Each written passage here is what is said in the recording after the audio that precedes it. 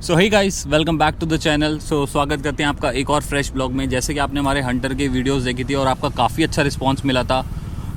इससे पहले हमने आपके साथ KTM की भी काफ़ी वीडियोस शेयर करी थी। तो ये KTM से ही रिलेटेड एक और ब्लॉग है। तो आप जैसे देख सकते हैं हमारे पास KTM ड्यूक 390 अवेलेबल है और इसकी अब 4 सर्विस भी हो चुकी है और ये गाड़ी को 1 साल से ज़्यादा टाइम हो चुका है। तो अब हम ऑलमोस्ट टू ईयर्स कंप्लीट होने वाले हैं और इसके अब तक 4 सर्विस कंप्लीट हो चुकी हैं। तो अब जो इस ब्लॉग में आपको दिखाने वाला हूँ कि वो ये कि 2 साल में इसमें कितनी मेंटेनेंस कॉस्ट लगती है, कितने किलोमीटर चली है, ये उसके ऊपर डिपेंड करता है। तो अब इस ब्लॉग में आप बने रहना। इस ब्लॉग में मैं आपको कंप्लीट इसके मेंटेनेंस कॉस्ट और इसके 4 सर्विस का मेजर बिल दिखाने वाला हूँ कि जो आपकी बेसिकली फ्री सर्विस के बाद पेड सर्विस होती है कंपनी से, उसमें आपको कितनी कॉस्टिंग रहने वाली है। तो ज़्यादा देर नहीं करते हैं, ब्लॉग को शुरू करते हैं। सो गाइज़, अब हमारे साथ बाइक के ऑनर अवेलेबल हैं। तो इनका नाम है वरुण। अब मैं वरुण के साथ ही साथ आपसे बात करूंगा। तो अभी हम सीधा बाइक के पास मिलते हैं। वरुण, मेरा पहला क्वेश्चन आपसे ये रहेगा कि जो आपने पहली 3 सर्विस करवाई थी बाइक की, तो उसमें आपका कितना कॉस्टिंग आपको बढ़ा और कितने किलोमीटर पे बाइक की सर्विस हुई थी? हेलो गाइज़, मैंने जो फर्स्ट सर्विस करवाई थी वो थी जैसे कि 5,000 पे होती है इसकी सर्विस। जो पहली कॉस्ट है वो फ्री ऑफ कॉस्ट होती है, लेबर फ्री होती है और जिसमें कि क्या बोलते हैं आपको ज़्यादा खर्चा नहीं आता है, मतलब 2,000-2,200 के अराउंड में आता है। उसमें सब ये होता है जैसे कि आप है ना फ्री ऑफ कॉस्ट करवाओगे ना तो सिर्फ लेबर का ही खर्चा बचता है। बाकी जब इंजन ऑयल वगैरह फिल्टर्स वगैरह होते हैं वो पेड होते हैं और उसमें जो खर्चा होता है, फर्स्ट जो खर्चा आया था 2,000 के अराउंड में आया था। वो सर्विस हुई थी, वो 1,000 किलोमीटर पे हुई थी और जो मेरी बाइक चली हुई है तो वो 7,000 किलोमीटर चली हुई है। अगर ऐसे देखा जाए तो वैसे 16,000 पे थर्ड सर्विस होती है इसकी। और जैसे कि वो टाइम पीरियड चला गया था तो उसके हिसाब से जैसे कि 6 महीने में करवानी पड़ती है आपको सर्विस एक।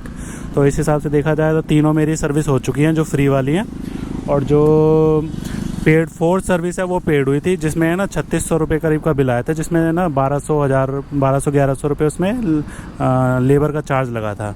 बाकी कोई वो नहीं है, ज़्यादा कॉस्टली नहीं है। 3,600 रुपये मतलब ईजिली है, मतलब नॉर्मल ही है। ये इतनी बड़ी 400 सीसी की बाइक है 390, तो हो सकता है कि क्या बोलते हैं इतना तो खर्चा आएगा ही। 6-7 महीने में एक बार सर्विस होती है इसकी। बेसिकली यहाँ पर जो कहना है इनका कि जो बाइक है इनकी कम्प्लीटली 2 ईयर्स हो गए, इन्होंने काफ़ी ज़्यादा चलाई नहीं है। ये ऑलमोस्ट 6,800 to 7,000 के आसपास ही चली है, पर ये प्रॉपरली मेंटेन्ड है और एवरी 6 मंथ्स में इसकी सर्विस हो जाती थी।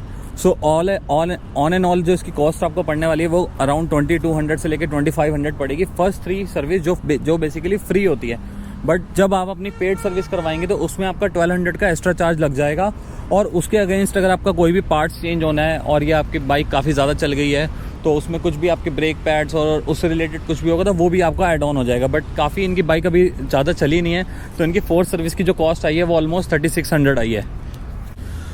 ये कुछ इस तरीके से ये बिल है 4 सर्विस का, ये आप देख सकते हैं यहाँ पर। तो मैं अभी अगर दिख नहीं पा रहा हो तो मैं आपको क्लियर कर देता हूँ। इसमें ऑयल फिल्टर, रिंग ऑयल और engine oil filter, quick connector, engine oil और एलिमेंट फिल्टर, ये सब तो आपका नॉर्मल सर्विस में भी लगेगा। साथ ही साथ थ्रोटल बॉडी क्लीनिंग, सॉल्विंग, तो बेसिकली ये सब सॉल्यूशन ये सब इसमें यूज़ हुए थे।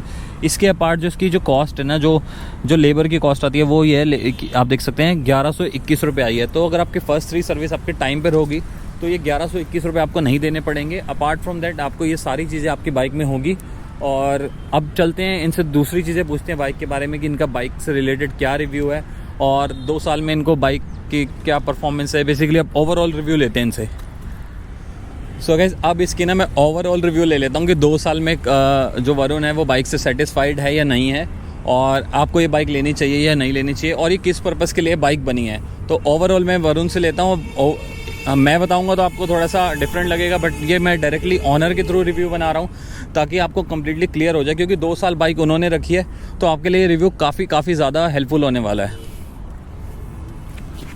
पहली बात तो ये है कि ये जो मैंने बाइक ली थी वो जैसे कि राइड वगैरह के लिए ली थी और सही है, राइड वगैरह के लिए ली थी मैंने ये बाइक। और मेनली तो ये है कि इसका जो एवरेज है 20 से लेकर 25 के अराउंड में आ जाता है। सिटी में चलाओगे तो 20 के अराउंड में है, अगर हाईवे वगैरह पे चलाओगे तो 25-26 भी दे देगी।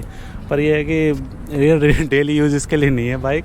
डेली यूजेस कर सकते हो आप, बाकी ठीक है। एवरेज भी मतलब नॉर्मल है, सही है, मज़ा आता है चलाने में।